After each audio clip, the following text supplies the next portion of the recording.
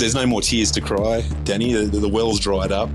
I'm a bit more positive this year than I am, last year about the situation that we're in, only because, it's just there's only certain things you can control and there's no point beating yourself up about, the things that you can't.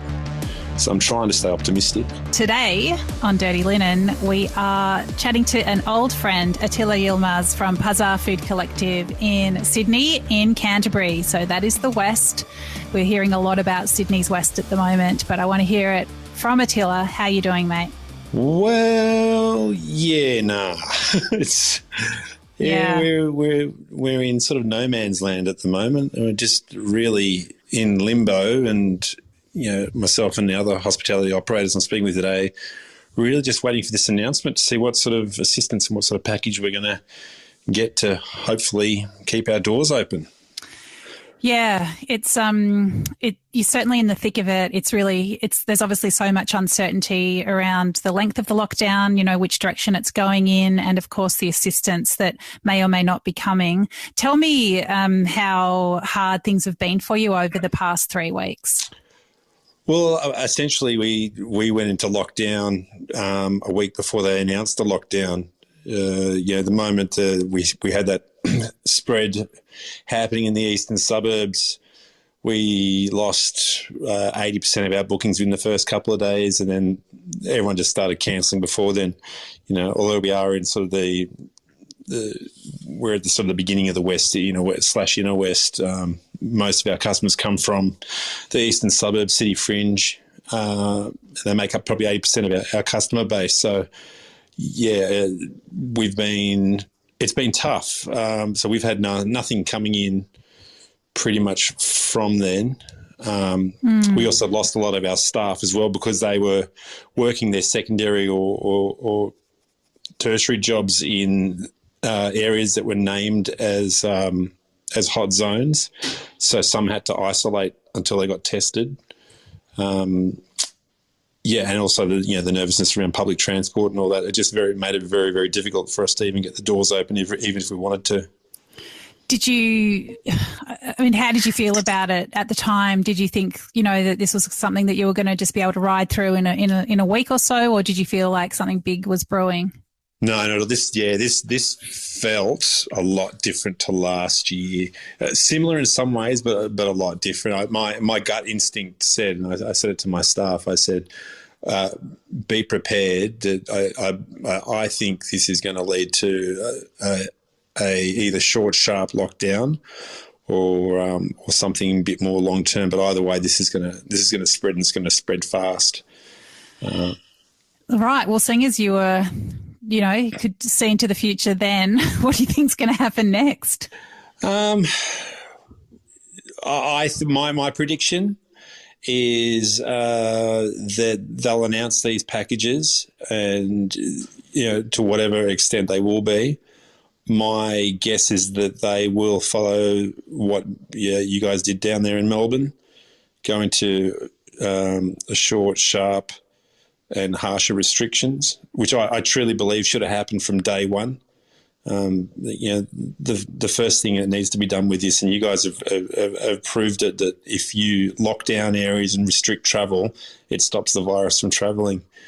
I have no doubt that we have this virus now travelling out to the West because a lot of our migrant workers, visa holders and so forth live out in these areas, but predominantly work in the city and the eastern suburbs in hospitality and other sectors. And we're forced to work, really, to put food on the table. Yeah, it's all very well to tell people to stay home, but they've got to eat. Correct. And also when you've got employers saying, we need you at work, you're essential to our business. No, not necessarily an essential service, but essential to our business. Which and that's the other thing that's really confusing a lot of people in Sydney, is that they just will not get to the point and answer the question of what is essential service, what is the definition of an essential service, and what isn't. And today just added more confusion as far as I'm concerned in the press conference. I didn't see what happened. So we're chatting on Tuesday. I didn't see the press conference today, but what did you hear in that? So again, the media puts the question: can you please define what essential service is? And the government, and Hazard, they're not willing to put a definition to it. His words were that an essential service is if you're essential to that business to run, then that could be classified as essential. But with all due respect, I have a restaurant. It's essential that we make money and turn a profit. Sure. Am I an essential service? No. We're a luxury. We're a luxury item. We're not selling raw produce. We are providing people with a luxury service.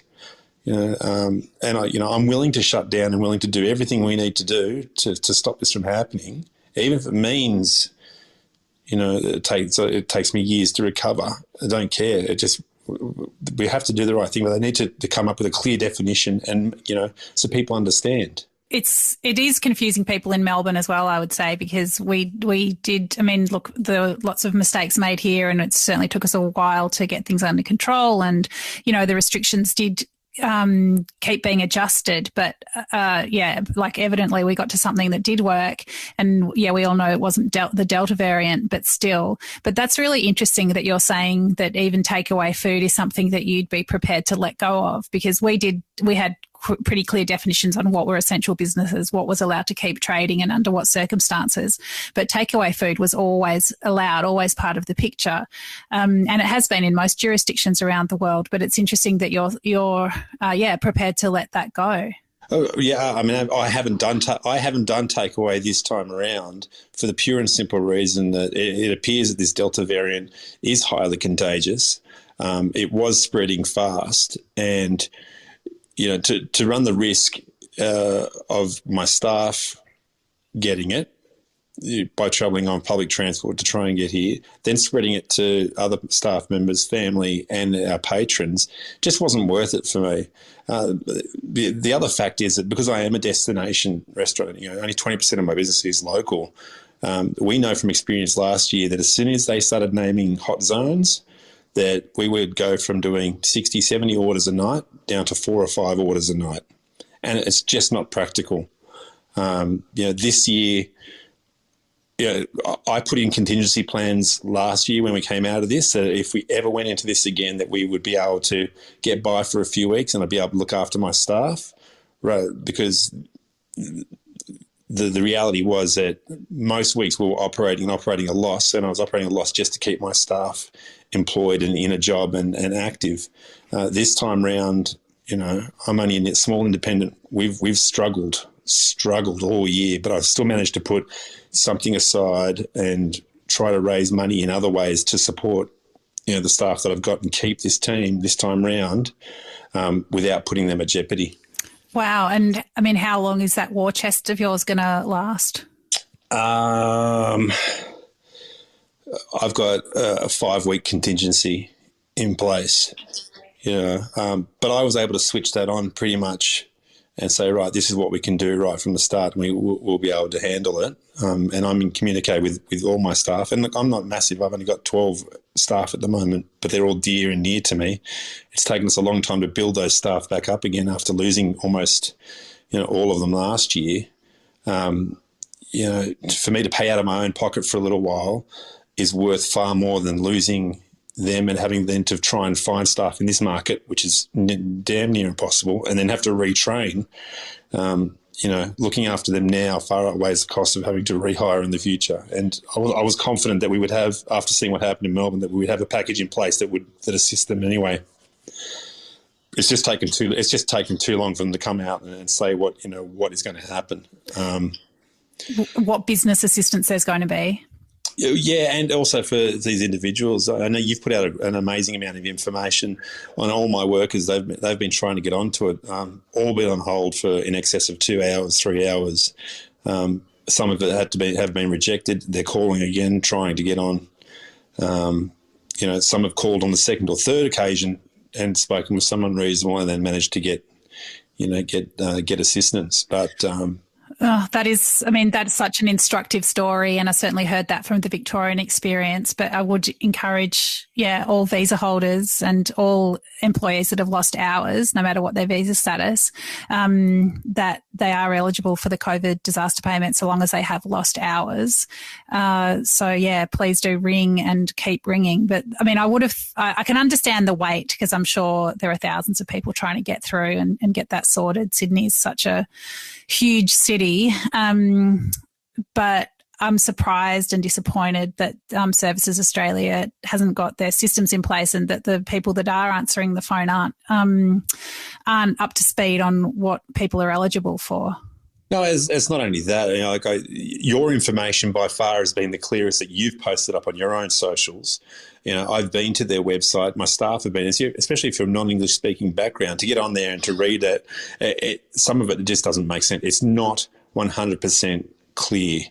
And then you read what's on the website, then you see what's in the papers today, and there's different messages getting around. So, we're all eagerly waiting for the next press conference and the announcements to come out and to say that this is what the deal is, but it doesn't seem to be happening. Yeah, it is. I'm so triggered by the Sydney lockdown. It's really, it's a year ago that Melbourne went into our lockdown, which ended up being, I don't know, I don't know how long it was. It was just 121 days or something? Yeah, I don't know what it felt like, but I can't really remember it, but I have this really sort of teary, tight-chested, also sort of energised, very frayed, and kind of catatonic feeling about it when I try to not think about it. But yeah, the Sydney situation is certainly throwing me back into it. And what you're saying also throws me back into that whole thing about the information. Like you're overloaded with information, but it's not necessarily the information that you need. You're waiting for more information, but the information is coming out of this environment of such uncertainty that you're looking for certainty and it's just not really there, which is partly just the situation that we're all in with a global pandemic, and, things just do change. But it is so hard to, especially for you as an employer, it's so hard to be that leader and that, that person that people look to, but there just isn't, you just can't offer them certainty. And that's the thing. And, we say leader. I try to be a leader to my staff, and I know most employers do, but we look to leadership as well. And when we see it not happening, we see lip service day after day. And I could almost tell you what they're going to say each day. It's pre-scripted. There's so much spin doctoring. When someone is asked it, from my policing days, 12 years in there, you learn very quickly when someone is telling a lie. As soon as a question is asked, when the politicians start that answer with a, can I just say, or can I firstly thank, if I hear that again one more time, I'm going to lose my absolute brain. Every time they do that, they're just giving themselves time to think of an answer, of a way to dodge around what the real answer is, because they just don't have the answers. That's the truth. And we'd all rather just sit here and hear that.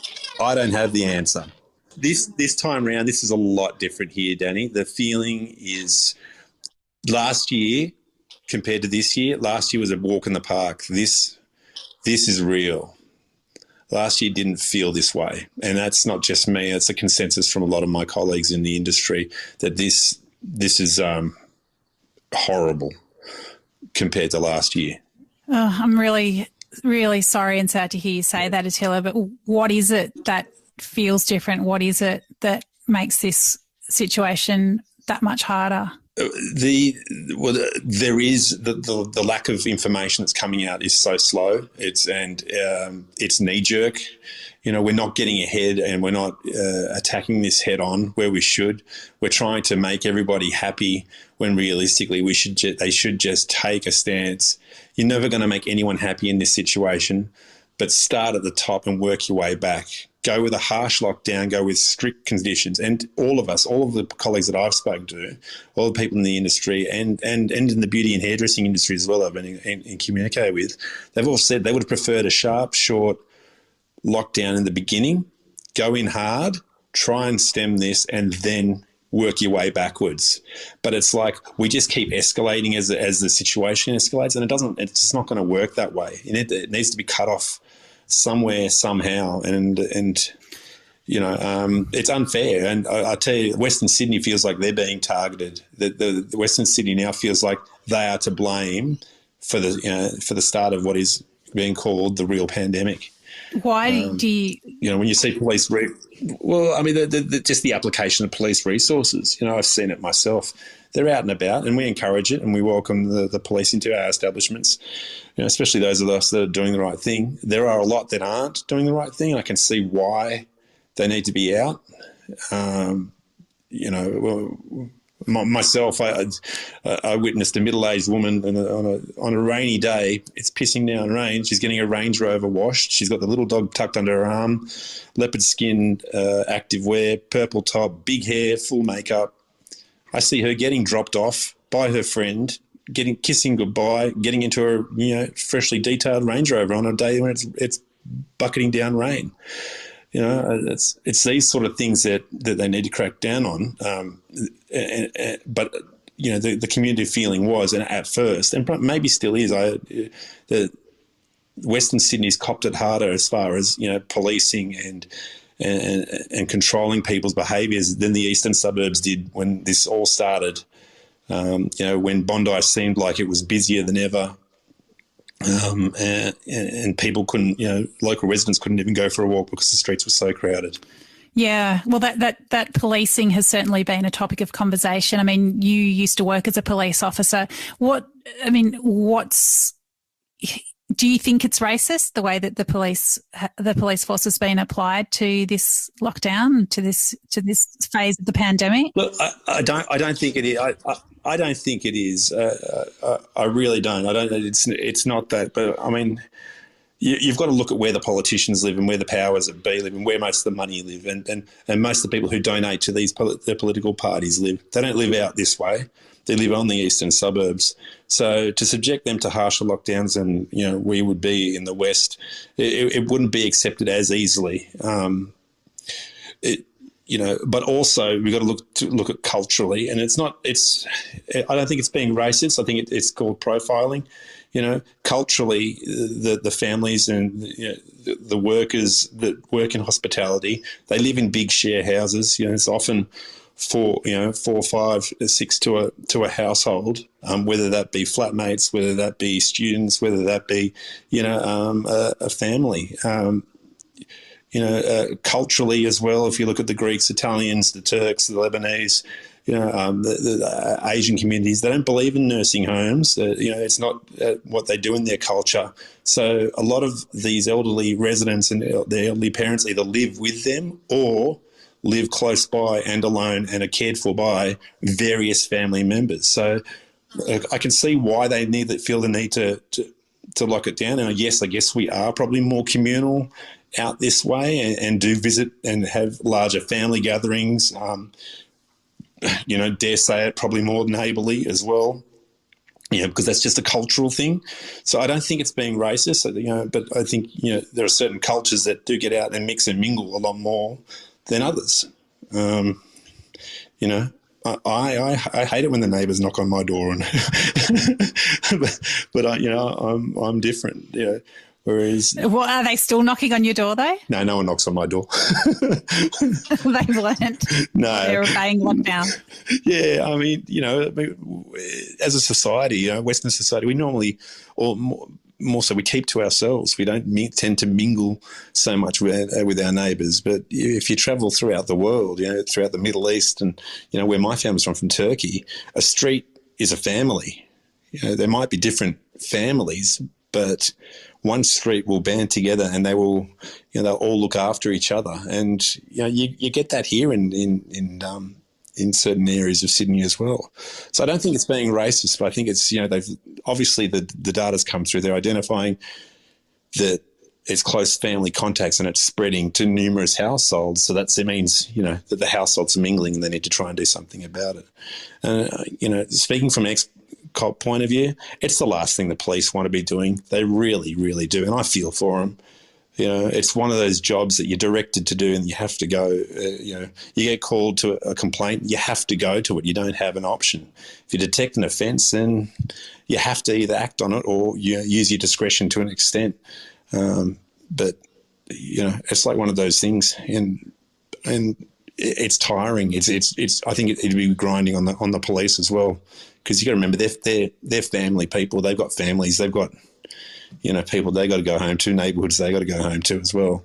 Yeah, of course. And I mean, they don't want to go home with COVID, and they don't want to go home having had a hard day. And yeah, it's a tough job for sure. Yeah, and people also got to remember too, the police isn't white, blue collar, you know, isn't white collar, Anglo-Saxon dominated anymore. It's a truly multicultural police force with people from all denominations in there. So, you know, to call it racist, I don't think that's true. But I think they're acting on the information and intelligence that's provided to them, and that's where they allocate their resources. Yeah. Attila, you mentioned to me earlier that you also had a bit of a cool room situation at the restaurant. Can you tell us about that?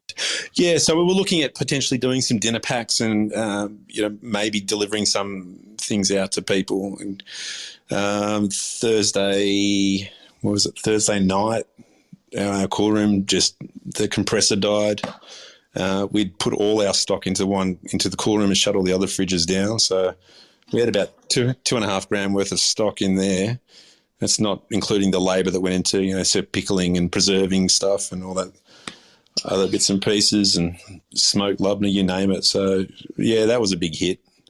But, you know, then I look and I go, well, maybe it was a bit of a sign not to do it, because the weather hit us pretty hard here over the weekend. So, you know, the reality was who was coming out, who was going to take a drive out and come and pick up food from us anyway. So, you know, it is what it is. I think there's no more tears to cry, Dani. The well's dried up. I'm a bit more positive this year than I am, you know, last year about the situation that we're in, only because, you know, it's just there's only certain things you can control, and there's no point beating yourself up about, you know, the things that you can't. So I'm trying to stay optimistic. Well, in your optimistic telescope, how do you see things panning out for the city and for Pazar? You know, it took us so long to get back on track again, and to gain that customer confidence. It's I think this time round it's going to be a tougher road to recovery. I think people are going to be just that little bit more hesitant. I remember the mood when we first reopened, and the people were still cautious and, you know, really careful about what they're doing and sanitising and this and that. And then you slowly saw that kind of relax with the customers, and it just went back to that old style of dining again. The tough thing, and this is the toughest thing, if we can't retain the staff that we have at the moment, and that goes for all businesses, it is going to be an absolute killer. Forget the pandemic and forget lockdowns last year. The hardest thing for me and for a lot of people I've been speaking to is the staff shortages and getting people back into hospitality.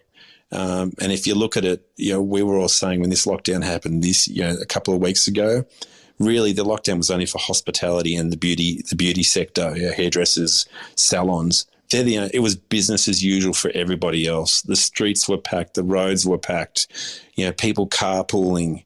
So it really felt like we were just singled out. Now, getting people's confidence to come back into an industry and, you know, trying to tell them it's strong, we're going to be okay, we're going to thrive, only to be then thrown into another lockdown and these people be again left without money and support for now, you know, 2-3 weeks. They've had nothing coming in. It makes it hard. Like, how do you convince people it's a secure industry that, you know, you should take up an apprenticeship and become a chef? Because next time there's a pandemic or a major disaster or whatever, the first people getting shut down is hospitality. It's a super hard sell, isn't it? It's a really hard sell. Look, and I've got 2 young kids. You know, they're only 8 and 11. But if my daughter came to me and said, "Oh, I want to get into hospitality industry," you know, when I finish school, I'd be like, "No, hell no, no." No, you get into an essential service where that you know that if there's something, when the world turns to shit, you're needed and you're wanted and you're valued. Because that's the reality. I think hospitality and a few other industries now are feeling when it's not valued and doesn't know what we contribute to the economy, it just seems like we're at the bottom of the pile and we'll just get shit on every time. It's because there is no leadership, and that's the big thing. There is no roadmap. There is, these words that they keep using. There's none of it. And I'm perplexed at how we can be 18 months into a pandemic and there isn't an emergency action plan already formulated for a worst case scenario, whether it be a pandemic or a natural disaster. They flick the switch on and say, this is what's happening. This is the relief that will be activated immediately. And this is what you can expect. Instead of just, I've said it before, and I consider myself Aussie. I'm half Turkish. I was born here. I was raised here. I'm an Aussie. But our she'll be right attitude in this country is going to destroy us one day. It's not she'll be right. We need to act and we need to react.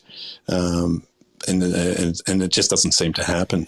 Yeah, I think definitely you can sort of understand it as a population that we felt like we'd dealt with the pandemic and it was done, and could we just stop thinking about it now? But you would think that the politicians and the planners, the people who are responsible for keeping us all safe and on track and open, would have a plan that could swing into action. Of course, we know circumstances change and things need to be tweaked, but it is how hard Victoria had to fight for federal support when we were locked down a few weeks ago. It just seemed ridiculous. It was, and I think it was our Premier Daniel Andrews said the other day, it's not foreign aid, it's not like it's these other people that we're being called upon to help. Like, it's just Australians helping the people that are here. Like, it's not abstract. It's the people that are right in front of you. Yeah, right. And look, I'm not wise of international affairs and so forth, but if we look back historically at some of our neighbouring countries that have needed support in the case of where they've had a natural disaster, I distinctly remember an action plan being put in place and, resources being allocated immediately and planes immediately being loaded and, things being sent off overseas within 24 to 48 hours of a disaster occurring. I'm perplexed that when we have a disaster, and this is a disaster, there are the death toll isn't what it is, but this is a disaster economically. It's a disaster mentally. It's a disaster emotionally for a lot of people. And if you want the pulse and the heartbeat of the nation, you've got to stop saying things like it's not a race, because you may as well end that sentence with she'll be right. And that's, there's an old saying, complacency kills. It was something we were taught day in, day out in the police. Complacency, the moment you're complacent is the moment you could possibly die. And this is it. We were lured into a false sense of security. We became complacent. We thought, yeah, we've got this. She'll be right. And it's just not. Mm. Oh, wow. I really feel for you. But I'm glad to hear that even as you're going through the absolute hardest times, that you are essentially optimistic, and I hope that you can hang on to your staff and, just come out the other side of this. And, I mean, one thing we do know is that once people have that confidence, they are incredibly grateful and glad to come back to restaurants. So I hope that those days are not too far in the future for you, Attila, and for everyone in Sydney, especially in the West. Yeah, everywhere. I mean, we all need it. And, I'm just, I'm okay. And I actually worry about some other people in this industry. I really do. I just know how hard they're doing it at the moment and how tough it is for them. And some just have nothing left, nothing left at all. As I said, we've got about 5 weeks that'll get us by, but we'll see what happens. Yeah, that is all we can do. Thank you so much for sharing with us again today on Dirty Linen. It's great to have you back on the show. Thanks, Dani. This is Dirty Linen, and I'm Dani Valent.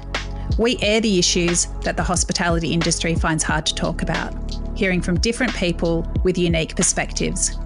We want to hear from you as well. If you have something that needs to be said about a topic, get in touch so we can include your perspective. Contact us at dirtylinenat deepintheweeds.com.au or hit us up on Insta at Dirty Linen Podcast. We can't wait to hear from you.